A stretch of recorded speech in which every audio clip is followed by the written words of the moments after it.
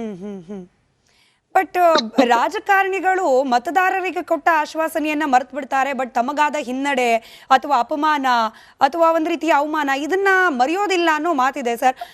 Renukacharya ಹಠಾವೋ party Bachao ಅಂತ ಹೇಳಿ ವಿಜಯೇಂದ್ರ ಅವರ ಸಮ್ಮುಖದಲ್ಲಿ ಆದ ಘೋಷಣೆಗಳು, ಅಲ್ಲಿಗೆ ರೇಣುಕಾಚಾರ್ಯ ಅವರ ಪ್ರತಿಷ್ಠೆಗೆ ಸವಾಲು ಅನ್ನೋ ರೀತಿಯಲ್ಲಿ GM ಸಿದ್ದೇಶ್ವರ್ ಅವರ ಬಣದ ಕೆಲ ನಾಯಕರು ವರ್ತನೆ ಮಾಡಿದ್ದು, ಇದನ್ನೆಲ್ಲ ಅಷ್ಟು ಬೇಗ ಮರೆತು ಬಿಟ್ರ ರೇಣುಕಾಚಾರ್ಯ ಅವರು? ಸಂಪೂರ್ಣವಾಗಿ ಬೆಂಬಲ ಕೊಡ್ತಾರ? ನೀವು ನಿಮ್ಮನ್ನು ಸೇರಿದಂತೆ ಶ್ರೀನಿವಾಸ್ ಅವರಿಗೆ ಸಂಪೂರ್ಣ ಬೆಂಬಲ ಸಿಗುತ್ತೆ ಅಂತ ಹೇಳಿ ನಿರೀಕ್ಷೆ ಮಾಡ್ಬೋದಾ? ಒಬ್ಬೊಬ್ಬ ಕಾರ್ಯಕರ್ತರ ಮನಸ್ಥಿತಿ ಒಂದೊಂದ್ ತರ ಇರುತ್ತೆ ಮೇಡಮ್.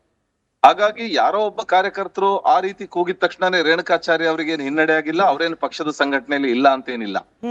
ಅವರು ಪಕ್ಷದ ಸಿದ್ಧಾಂತದಡಿಯಲ್ಲಿ ಅವ್ರು ಎಲ್ರು ಕೂಡ ಒಟ್ಟಾಗಿ ಸಾಕಷ್ಟು ಮೊನ್ನೆ ಏನು ಶ್ರೀನಿವಾಸ್ ಅವರಿಗೆ ಚುನಾವಣೆ ಘೋಷಣೆ ಆಯ್ತು, ಆ ಘೋಷಣೆ ಆದ ನಂತರದಿಂದ ಕೆಲವು ಕಾರ್ಯಕ್ರಮಗಳು ಇವತ್ತು ಕೂಡ ದಾವಣಗೆರೆ ಅರ್ಬನ್ ಬ್ಯಾಂಕ್ ಸಮುದಾಯ ಭವನದಲ್ಲಿ ಒಂದು ಕಾರ್ಯಕ್ರಮ, ಪಕ್ಷದ ಸಂಘಟನೆ ಕಾರ್ಯಕ್ರಮ ಆಯ್ತು.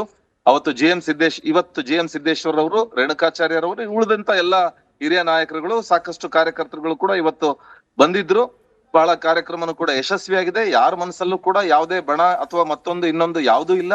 ನಮ್ದು ಗುರಿ ಒಂದು ಇಟ್ಕೊಂಡಿದ್ದೇವೆ ನಾವು. ಈ ಬಾರಿ ದಕ್ಷಿಣ ಕ್ಷೇತ್ರವನ್ನ ನಾವು ಗೆಲ್ಲಬೇಕು ಅನ್ನೋದೊಂದು ಗುರಿ ಇಟ್ಕೊಂಡು ಎಲ್ಲರೂ ಒಟ್ಟಾಗಿದ್ದೇವೆ ಮೇಡಮ್. ಸರಿ, ಸಾದಿಕ್ ಪೈಲ್ವಾನ್ ಸರ್ ಕನೆಕ್ಷನ್ ಸರಿ ಹೋಗಿದ್ದು, ನನ್ನ ಧ್ವನಿ ತಲುಪ್ತಾ ಇದ್ರೆ ಸರ್. ನಮಸ್ಕಾರ, ಧ್ವನಿ ತಲುಪ್ತಾ ಇದೆಯಾ ಸಾದಿಕ್ ಸರ್? ಮೇಡಮ್ ನಮಸ್ತೆ. ನಾನು ನಿಮ್ಗೆ ಅವಾಗಲೇ ಪ್ರಶ್ನೆ ಕೇಳ್ತಿದ್ದೆ ಸರ್. ಸಮರ್ಥ ಅವ್ರು ಇವತ್ತು ಕೊಟ್ಟಿರೋ ಹೇಳಿಕೆ, ನಮ್ಮ ಅಜ್ಜ ಅವರೇನೆ ಪಕ್ಷ ಕಟ್ಟಿರೋದು, ದಾವಣಗೆರೆಯಲ್ಲಿ ಪಕ್ಷ ನಿಂತಿರೋದಕ್ಕೆ ನಮ್ಮ ಅಜ್ಜ ಅವರೇ ಕಾರಣ.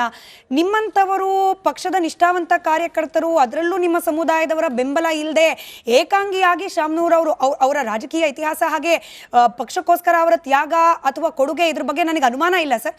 ಬಟ್ ಸ್ಟಿಲ್ ಏಕಾಂಗಿಯಾಗಿ ಪಕ್ಷ ಕಟ್ಟಿದ್ರ, ನಿಮ್ಮ ಕೊಡುಗೆಗಳು ಏನು ಇರಲಿಲ್ವಾ ಅಂತ ಹೇಳಿ ನನ್ನ ಅನುಮಾನ. ಇಲ್ಲ ಮೇಡಮ್, ಅಂಥದ್ದೇನಿಲ್ಲ.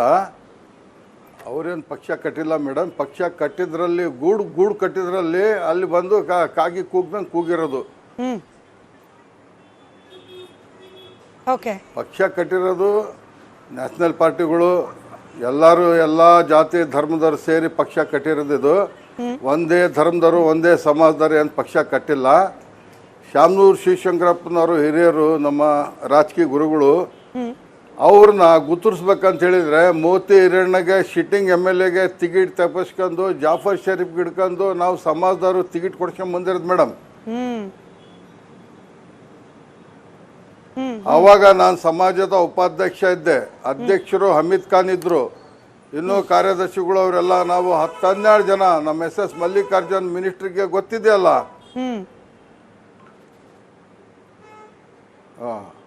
ಹಾಗಾದ್ರೆ ಇವಾಗ ನೀವು ನಾಮಿನೇಷನ್ ಫೈಲ್ ಮಾಡಿರೋದ್ರಲ್ಲಿ ತಪ್ಪಿಲ್ಲ ಅಂತ ಹೇಳ್ತಿದ್ದೀರಿ. ಅಂದ್ರೆ ಇಷ್ಟು ದಿನ ಕುಟುಂಬಕ್ಕೋ ಮತ್ತೊಂದೋ ಮಗದೊಂದೋ ಕಾಂಗ್ರೆಸ್ ಪಕ್ಷದ ನಾಯಕರು ಅನ್ನೋ ಕಾರಣಕ್ಕೆ ಬೆಂಬಲ ಕೊಟ್ಟಿದ್ವಿ, ಇವಾಗ ನಮಗೆ ಅವಕಾಶ ಕೊಡಬೇಕು ಅಂತ ಕೇಳೋದ್ರಲ್ಲಿ ತಪ್ಪಿಲ್ಲ ಅನ್ನೋದು ನಿಮ್ಮ ಅಭಿಪ್ರಾಯ ಹಾಗಾದ್ರೆ? ಹೌದು ಮೇಡಮ್, 100% ಮೇಲಿನ ನೋಟನಲ್ಲಿ ಗೊತ್ತಾಗ್ತದಲ್ಲ ಮೇಡಮ್.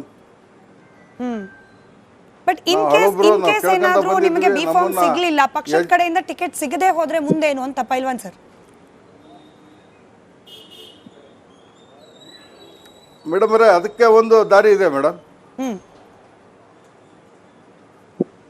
ಅದಕ್ಕೊಂದು ದಾರಿ ಇದೆ. ಅಂದ್ರೆ ಚುನಾವಣೆಯಿಂದ ಹಿಂಸರಿತೀರಾ, ಕಂಟಿನ್ಯೂ ಮಾಡ್ತೀರಾ? ರೂಲ್ಸ್ ರೆಗ್ಯುಲೇಷನ್ ಇದೆ, ಅದು ಕಂಟಿನ್ಯೂ ಮಾಡ್ತೇನೆ ಮೇಡಮ್. ಯಾಕೆ ಅನುಮಾನ ಬಂತು ಅಂದ್ರೆ ಅಬ್ದುಲ್ ಜಬ್ಬಾರ್ ಅವ್ರ ಹೆಸರು ಕೂಡ ಕೇಳಕ್ ಸಿಕ್ತಿತ್ತು. ಬಟ್ ಅವ್ರ ಕಡೆಗೆ ಹೆಂಗ್ ಹೇಳಿಕೆ ಕೊಟ್ರು ಅಂದ್ರೆ, ನಮಗಲ್ದೆ ಹೋದ್ರು ಕೂಡ ಹಿಂದುಳಿದ ಸಮುದಾಯದ ಯಾರಿಗಾರು ಕೊಡ್ಲಿ, SCನೋ STನೋ ಯಾರಿಗಾರು ಕೊಡ್ಲಿ, ನಾವು ಬೆಂಬಲ ಕೊಟ್ಕೊಂಡು ಬರ್ತೀವಿ, ಒಟ್ಟು ಕುಟುಂಬಕ್ಕೆ ಬೇಡಪ್ಪ ಅನ್ನೋ ಲೆವೆಲ್ಗೆ ಬಂದಿತ್ತು. ಅವ್ರು ಸೈಲೆಂಟ್ ಆದ್ರು, ಈಗ ನೀವು ನಾಮಿನೇಷನ್ ಕೊಟ್ಟು ಬಂದ್ರಿ. ಮೇಡಮ್ ಅವರೇ, ಅವನು ನಿಲ್ಲದಾದ್ರೆ ಅವನು ರಾಜೀನಾಮೆ ಕೊಡಬೇಕಾಗತ್ತೆ. MLCಗೆ ಮೈನಾರಿಟಿ ಪರ್ಸೆಂಟಿಗೆ ಅವ್ರು ಕೊಡೋದಿಲ್ಲ. ನಾವು ಇಷ್ಟು ವರ್ಷದಿಂದ ಅವನಕ್ಕಿಂತ ಮುಂಚೆ ದುಡ್ಕೊಂಡ್ ಬಂದಿರೋ ನಾವು, ನಮ್ಮನ್ನ ಈಗ ಗುರ್ತಿಸೋದಿಲ್ಲ, ಈಗೂ ಮರು ಚುನಾವಣೆ ಗುರ್ತಿಸೋದಿಲ್ಲ ಅಂತ ಹೇಳಿದ ಮೇಲೆ ನಾವು ಮತ್ತೆ ಇಷ್ಟು ವರ್ಷ ನಾವು ಆಡಳಿತ ಮಾಡಿ ನಮ್ಮ ಮೇಡಮ್ ಸಾರ್ವಜನಿಕರು ಕೆಲಸ ಮಾಡಿ ಏನು, ಹಂಗಾಗಿ ಎಲ್ಲ ನಮ್ಗೇನು ವಯಸ್ಸು ಬರೋದಿಲ್ಲ ಮೇಡಮ್, ಹೋಗ್ತಾ ಇರ್ತೈತಿ. ಅದಕ್ಕೋಸ್ಕರ ನಾವೆಲ್ಲ ತೀರ್ಪು ತಗೊಂಡಿದ್ದೀವಿ. ನಾವು ಭಾನುವಾರ ದಿವಸ ರಣರಂಗ ಮೈದಾನದಲ್ಲಿ ಒಂದು ಜಾಗ ಸೇರಿ ನಾವು ಒಂದು ತೀರ್ಮಾನ ತಗೊಂಡು ಬಹಿರಂಗವಾಗಿ ಮಾತಾಡ್ಕೊಂಡು ನಾವು ಸೋಮವಾರ ದಿವಸ ಇನ್ನೊಂದು ಸತಿ ಅರ್ಜಿಯನ್ನು ನಾಮಪತ್ರವನ್ನು ಸಲ್ಲಿಸ್ತೇನೆ ಮೇಡಮ್. ಸರಿ ಸರ್, ಮಾತಾಡ್ತೀನಿ. ಹೈಕಮಾಂಡ್ ಹೇಳಿದ್ದಾರೆ, ಸಂಪರ್ಕದಲ್ಲಿರಿ. ಸ್ಟೇಟ್ ನಟರಾಜ್ ಗೌಡ್ರೆ, ಗೌರ್ಮೆಂಟ್ correct ಹೇಳಿದ್ದಾರೆ, ಅಲ್ವಾ? ರಾಜಕೀಯ ಉಳ್ದಿರೋದು ಅಬ್ಬಬ್ಬಾ ಅಂದ್ರೆ 2 ವರ್ಷ. ಇದಕ್ಕೂ ಕೂಡ ನೀವು ಅವಕಾಶ ಕೊಡದೆ ಹೋದ್ರೆ ಮುಸಲ್ಮಾನ್ ಸಮುದಾಯ ಕಾಂಗ್ರೆಸ್ ಪಕ್ಷವನ್ನ ನಂಬ್ಕೊಂಡು ಏನ್ ಬಂತು ಪ್ರಯೋಜನ? ಇಷ್ಟು ವರ್ಷಗಳ ಕಾಲ ಎನ್ಮಾಸಾಗಿ ಓಟ್ ಹಾಕಿ ಏನ್ ಸಿಕ್ತು ಫಲ?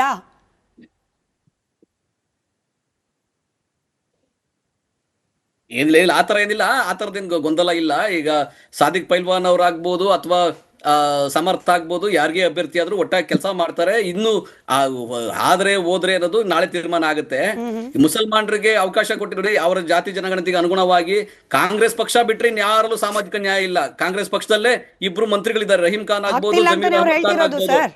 ದಾವಣಗೆರೆ ದಕ್ಷಿಣದಲ್ಲಿ ಸಾಮಾಜಿಕ ನ್ಯಾಯ ಸಿಕ್ತಿಲ್ಲ ಅಂತ ಇಷ್ಟೊತ್ತು ಸಾದಿಕ್ ಸರ್ ಮಾತಾಡ್ತಿರೋದು. ಈಗ ಇಲ್ಲ, ಇನ್ನು ಸಿಕ್ಕಿ, ಈಗ ಅವ್ರಿಗೆ ಆಕಾಂಕ್ಷಿಯಾಗಿದ್ದಾರೆ, ಕೇಳಿದ್ದಾರೆ, ಸಿಕ್ಕಿಲ್ಲ ಅನ್ಯಾಯ ಆಗ್ಬಿಡಿ ಅಂತ ಏನ್ ಹೇಳ್ತಾ ಇಲ್ಲ ಅವರು. ಇದು ಕೇವಲ ಸಾದಿಕ್ ಒಬ್ರು ಮಾತಲ್ಲ ಸರ್. ನೀವು ದಾವಣಗೆರೆ ದಕ್ಷಿಣ ಕ್ಷೇತ್ರದಿಂದ ಬರ್ತಾ ಇರುವ ಮುಸಲ್ಮಾನ್ ಸಮುದಾಯದ ಬಹುತೇಕರ ಮಾತುಗಳನ್ನ ಗಮನಿಸಿಲ್ಲ ಅನ್ಸುತ್ತೆ. ಇದು ಕೇವಲ ಸಾದಿಕ್ ಪೈಲ್ವಾನ್ ಅವ್ರ ಮಾತಲ್ಲ, ಅಲ್ಲಿರುವ ಎಲ್ಲಾ ಮುಸಲ್ಮಾನ್ ಸಮುದಾಯದವ್ರದ್ದು ಇದೇ ಇರೋದು. ಇನ್ ಎಷ್ಟ್ ದಿನ ಬರೀ ದುಡಿಯೋದಪ್ಪ, ನಮ್ಗೆ ಅವಕಾಶ ಬೇಡವಾ? ಕರೆಕ್ಟ್ ಇದೆ ಪ್ರಶ್ನೆ. ಈಗ ಪ್ರತಿಯೊಬ್ಬರಿಗ ಶಿಗ್ಗಾವಲ್ಲಿ ನಮ್ಮ ಪಟ್ಟಣ ಅವ್ರಿಗೆ ಅವಕಾಶ ಆಯ್ತು, MLA ಗೆದ್ರು, ಬಸವರಾಜ ಬೊಮ್ಮಾಯಿ ಮಗನನ್ನೇ ಸೋಲ್ಸಿದ್ರು ಉಪಚುನಾವಣೆಯಲ್ಲಿ. ಅವಕಾಶಗಳು ಸಿಗ್ತಾವಿಲ್ಲ ಅಂತೇನಿಲ್ಲ. ನಾವೊಬ್ಬರನ್ನ ರಾಜ್ಯಸಭಾ ಕಳ್ಸಿದೀವಿ, ಡಾಕ್ಟರ್ ಸೈಯದ್ ನಸೀರ್ ಹುಸೇನ್ ಅವ್ರನ್ನ. ಜಬ್ಬಾರ್ ಅವರು ಅಲ್ಲಿಂದನೇ MLC ಆಗಿದ್ದಾರೆ, ಇಲ್ಲಿ ನಜೀರ್ ಅಹಮದ್ ಅವರು ಇಲ್ಲಿಂದ MLC ಆಗಿದ್ದಾರೆ. ಅವಕಾಶಗಳು ಕಾಂಗ್ರೆಸ್ ಪಕ್ಷದಲ್ಲೇ ಇರೋದು, ಬೇರೆ ಎಲ್ಲೂ ಸಿಗೋದಿಲ್ಲ. ಆದ್ರೆ ಅವರು ಇವತ್ತು ಆಕಾಂಕ್ಷಿ ಆಗಿದ್ದಾರೆ, ಅವ್ರಿಗೆ ನಿರೀಕ್ಷೆ ಇದೆ, ಹಾಗಾಗಿ ಅವ್ರಿಗೆ ಆಕಾಂಕ್ಷಿ ಕೇಳಿದ್ದಾರೆ. ಆಲ್ರೆಡಿ ನಿಮ್ಮ ತೀರ್ಮಾನ ಏನು ಅನ್ಯಾಯ ಆಗೋಯ್ತು, ಆ ರೀತಿ ಯಾವ ಪ್ರಶ್ನೆನೂ ಬರೋದಿಲ್ಲ. ಸರ್, ಜನರು ಏನ್ ಮಾತನಾಡ್ತಿದ್ದಾರೆ ನಿಮ್ಮ ಮುಂದೆನೆ ಸಾದಿಕ್ ಅವರು ಏನ್ ಮಾತನಾಡ್ತಾರೆ ಅವರು ಹಿರಿಯರಿದ್ದಾರೆ. ಈಗ ಸಾದಿಕ್ ಪೈಲ್ವಾನ್ ಅವರು ಹಿರಿಯರಿದ್ದಾರೆ, ಅವರು ಸಂಘಟನೆ ಮಾಡಿದ್ದಾರೆ, ಅವರು ಶಾಮ್ನೂರ್ ಕಾಲ್ಗೆ ಸಮಕಾಲರು, ಅವ್ರು ಅಷ್ಟು ದುಡಿದಿದ್ದಾರೆ, ಇಲ್ಲ ಅಂತಿಲ್ಲ. ಅವ್ರಿಗೆ ಒಂದು ಅವಕಾಶ ಕೊಡಿ. ಈಗ ಉಪಚುನಾವಣೆಯಲ್ಲಿ ನಾವು ಗೆದ್ಕೊಂಡ್ ಬರ್ತೀವಿ ಅಂತ ಒಂದು ಭರವಸೆ ಇದೆ, ಸರ್ಕಾರ ಇದೆ, ಒಳ್ಳೆ ಕೆಲಸ ಮಾಡಿದೆ, ಸಂಘಟನೆ ನಿರಂತರವಾಗಿದೆ, ನಮ್ಗೊಂದು ಅವಕಾಶ ಕೊಡಿ ಅಂತ. ಅವ್ರೊಳಗೆ ಯಾವ ರೀತಿಯ ತಪ್ಪು ಇಲ್ಲ. ಸಾದಿಕ್ ಪೈಲ್ವಾನ್ ಅವರು ಕೇಳೋದ್ರೊಳಗೆ ಸಮಂಜಸವಾಗಿದೆ. ಅದನ್ನ ಪಕ್ಷ ತೀರ್ಮಾನ ಮಾಡ್ತಾರೆ. ಅದು ಪಕ್ಷ ತೀರ್ಮಾನ ಮಾಡಿ ಕೆಲವರು ಅವಕಾಶಗಳು ಸಿಗ್ತವೆ.